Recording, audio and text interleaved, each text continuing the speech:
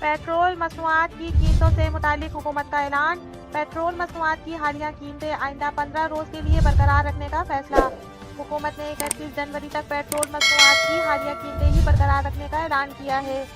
वफाकी वजीर खजाना इसहाक डार ने वीडियो बयान में बताया कि हुकूमत ने आइंदा 15 रोज के लिए पेट्रोल मसनूआत की कीमतों में किसी भी किस्म की कोई तब्दीली न करने का फैसला किया है। इसहाक डार ने बताया कि 31 जनवरी तक पेट्रोल मसनूआत की हालिया कीमतें ही बरकरार रहेंगी।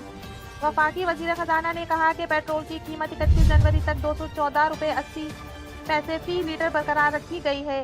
इसी तरह 31 जनवरी तक हाई स्पीड डीजल की कीमत 227 रुपये, मट्टी का तेल 172 रुपये फी लीटर और लाइट डीजल ऑयल 169 रुपये फी लीटर में दस्तयाब होगा।